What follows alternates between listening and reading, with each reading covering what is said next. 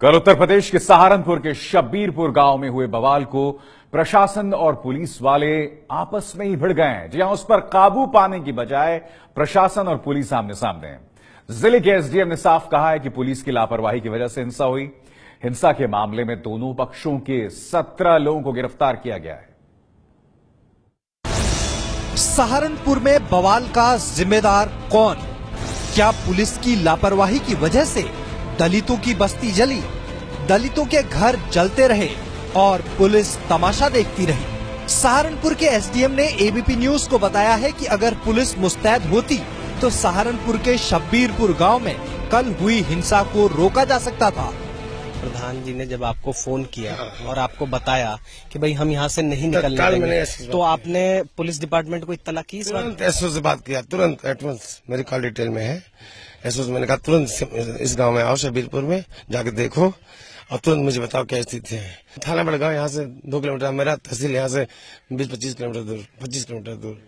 तो असेसमेंट ये रखना चाहिए था, समझना चाहिए था कि यहाँ माहौल बिगड़ सकता है, लेकिन ऐसे नहीं कर पाए लोग। मेरा मानना है कि एसडीएम और पुलिस दोनों लॉ ऑर्डर के पार्ट हैं।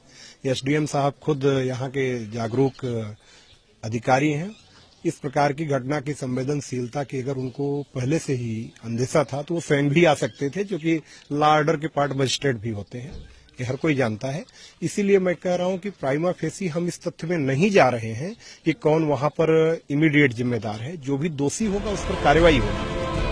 यूपी में सहारनपुर के शब्बीरपुर गांव में कल हुए बवाल के बाद प्रशासन और पुलिस वाले आपस में ही भिड़ गए हैं। एक दूसरे पर दोष मढ़ा जा रहा है। लापरवाही किसकी रही, इसकी जांच होगी, लेकिन उनका क्या जिनके घर उजड़ गए? कल दबंगों ने दलितों की बस्ती में जो उत्पात मचाया, उसके निशान शब्बीरपुर गांव में साफ देखे जा सकते हैं। भूसा जानवरों के लिए जो इकट्ठा किया था उसमें आग लगाई गई, घरों में घुस के आग लगाई गई और तमाम जितने भी सामान थे घर के, चाहे बर्तन हो, चारपाई हो या फिर जो भी घर में सामान मौजूद था, तोड़फोड़ की गई। दरवाजा देख सकते हैं आपके, दरवाजा टूटा हुआ आपको पड़ा हुआ नजर आएगा। दीवारें गिरा दी गई, छतें गिरा दी गई। कल यहाँ महाराणा प्रताप की मूर्ति की स्थापना के लिए निकली शोभा यात्रा के दौरान जबरदस्त हिंसा हुई थी। शोभा यात्रा के दौरान दलित समाज के लोगों ने डीजे बजाने पर एतराज जताया तो दबंगों ने गांव में तांडव मचा दिया, दलितों के घरों में आग लगा दी। दोनों तरफ से जमकर पत्थरबाजी भी हुई। हिंसा के दौरान एक शख्स की मौत हो गई, 12 लोग घायल हैं। दबंगों ने 2 दर्जन से ज्यादा घर फूंक डाले। कई लोगों की तो जिंदगी भर की जमा पूंजी खाक हो गई है। पुलिस साथी जी आग लगाई, किसी को पूछ कर देख लो सारो, है ना?